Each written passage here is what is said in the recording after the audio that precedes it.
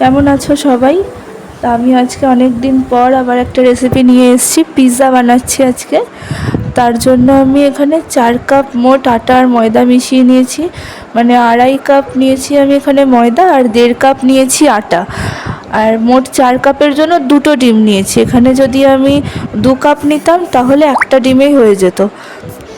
তারপর এখানে নিলাম আমি একটু দুধ নিয়েছি। তা আমি গরুর দুধ নিয়ে এখানে আমুল দুধই একটু জলের মধ্যে মিশিয়ে নিয়েছি। 1 কাপ জল নিয়েছি। তার মধ্যে দিলাম 2 চামচ চিনি, 1 চিমটে নুন আর 1 চামচ ইস্ট দিয়েছি। টিস্পুন, টেবিল স্পুন নয়। তারপর এখানে ভালো করে সব কিছুকে মিশিয়ে নিয়ে ডিমটাকে ময়দার মধ্যে ভালো করে মেখে নিচ্ছি। তারপর দুধটাও পরিমাণ মতো দেবো, একদম যাতে আটাটা পাতলা না হয়ে যায় সেই মতো ডিম দেবো। তারপর এই যে আটাটা একটু ছাড়া ছাড়া মতো আছে, এইরকম অবস্থায় মেখে নিয়েছি। তারপর এরকম অবস্থায় এনে আটাটাকে এর মধ্যে একটু বাটার দিয়ে দিয়েছি। আমি এখানে 2 থেকে 3 চামচ মতো বাটার ইউজ করেছি। তো আটাটা যেমন পরিমাণ হবে সেই মতো বাটারটা নিতে হবে।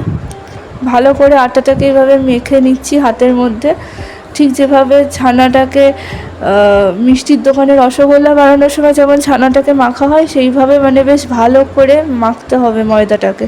এই যে একদম দেখো স্মুথ একটা ডো হয়ে গেছে, তেল তেলে। এই যে তারপর ডোটাকে ঢাকা দিয়ে রাখলাম। এবার আমি চিকেন নিয়ে নিচ্ছি টপিংসের জন্য। চিকেনের আমি এখানে 100 গ্রাম চিকেন নিয়েছি, ছোট ছোট টুকরো নিয়েছি। তার মধ্যে নুন, গোলমরিচের গুঁড়ো, লঙ্কার গুঁড়ো, অরিগ্যানো, চিলি ফ্লেক্স, ভিনিগার, এখানে লেবুর রস ব্যবহার করা যেতে পারে ভিনিগারের বদলে। ভিনিগার দিলে চিকেনটা নরম হবে। আর এখানে আদা আর রসুন ভালো করে গ্রেট করে নিয়েছি, দিয়ে চিকেনের সাথে ভালো করে সব কিছু মিশিয়ে নিচ্ছি। আমি একটু তেলও দিয়েছিলাম, সেটা এখানে রেকর্ড করতে ভুলে গেছি। তো এইভাবে চিকেনটাকে ম্যারিনেট করে আধ ঘন্টা মতো রেখে দিয়েছিলাম। এই যে টপিংসের জন্য আমি লঙ্কা, ক্যাপসিকাম আর পেঁয়াজটাকে এভাবে কুচি কুচি করে কেটে নিয়েছি। তারপর কড়াইতে তেল দিয়ে চিকেনটা, ম্যারিনেট তো কড়াই ছিল, কোনো কিছু না দিয়ে ডাইরেক্ট চিকেনটা দিয়ে দিয়েছি তেলের মধ্যে। দিয়ে চিকেনটা যখন হয়ে এসছে প্রায়, তখন এর মধ্যে একটু টমেটো সস অ্যাড করে দিয়েছি। টমেটো দেওয়াও যেতে পারে, কিন্তু টমেটো পিউরির থেকে টমেটো সসের ফ্লেভারটা বেশি ভালো লাগে। টমেটো সস দিয়ে ভালো করে চিকেনটাকে কোট করে নিচ্ছি। এটাকে ঢাকা দিয়ে রান্না করেছি আমি। এই যেরকম তন্দুরি টাইপের একটা হয়ে যাবে চিকেনটা, স্মেলটাও তন্দুরির মতোই হয়েছিল। ওপরে একটা ক্রাস্ট চলে আসবে।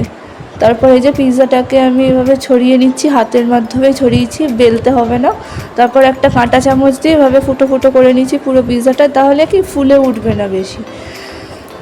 তারপর এর মধ্যে আমি একদম থিন করে নিয়েছি কিন্তু পিৎজাটাকে। তারপর এর মধ্যে red chilli sauce, pizza pasta sauce, আর একটু টমেটো সস আর চিলি ফ্লেক্স আর অরিগানো সব কিছুকে একসাথে দিয়ে চামচের সাথে এই যে এইভাবে ভালো করে লাগিয়ে নিচ্ছি সসটাকে পুরো পিৎজাটার মধ্যে।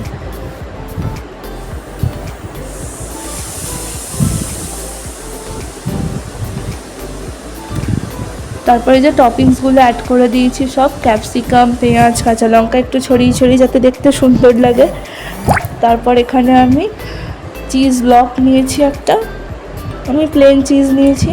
তারপর চিজ ব্লকটাকে এভাবে গ্রেট করে দিলাম, আর চিকেনগুলোকে এই যে রেখে দিচ্ছি এভাবে। আমি 2টো পিৎজা বানিয়েছি, তো সেই জন্য অর্ধেক চিকেন দিলাম আর অর্ধেক টপিংস দিলাম।